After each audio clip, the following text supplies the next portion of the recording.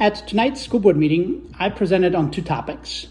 One had to do with growth in Rockingham County and how it has caused some overcrowding and how we need to use existing school capacity to solve that issue. The second topic had to do with our changes in what classroom environments may look like. So on the first topic, I did talk about the designated urban development area east of the city that has caused Montevideo to already be above capacity and for Spotswood High School to be close to it. County projections expect 150 more high school students in the Spotswood attendance area over the next 5 years and 120 middle school students. So we do have to find a solution for that. And as a starting point, again, the staff recommendation was to move the South River Elementary School into the East Rockingham attendance area from Spotswood, and then also to move 8th grade from the middle school at Elkton to East Rock. Again, that's a starting point, and only if we move everyone all at once in that attendance area. We also want to make sure that we don't have to ask too many staff members to move, and that we will also look at some elementary redistricting the following year.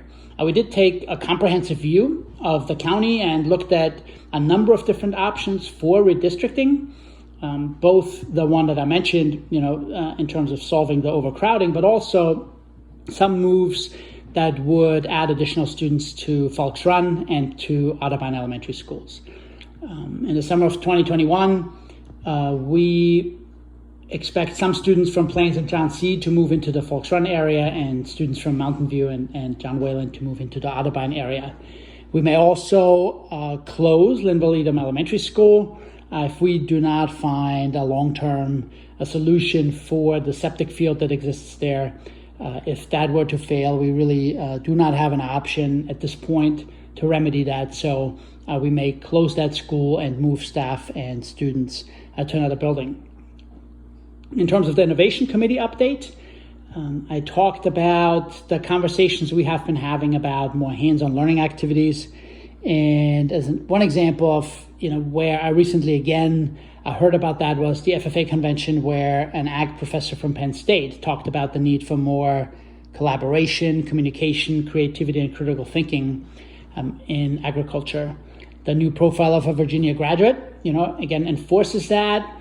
And if we ask teachers to really create learning environments that are more authentic, hands-on learning experiences, then we need to provide them with time. We cannot just expect them to figure that out on their own with their colleagues from other subject areas. We need to provide them with the resources and the time to really plan those kinds of learning opportunities. And for the next few years, that means we have to provide teachers with the time to spend with their colleagues. And one way to do that is through the use of staggered start times. We know that secondary students do better when their day begins later. The American Academy of Pediatrics has said as much. And so for the next school year, we, again, as a starting point, propose that elementary schools may go from 8 to 2 and middle and high schools from 9 to 3. That would free up the hour from 2 to 3 at the elementary level and from 8 to 9 in the morning at the secondary level for school-wide planning and collaboration among all subject areas. Now, there are some challenges. The approach to narrowing the curriculum has to be well considered. And we will certainly, move in that direction in the spring.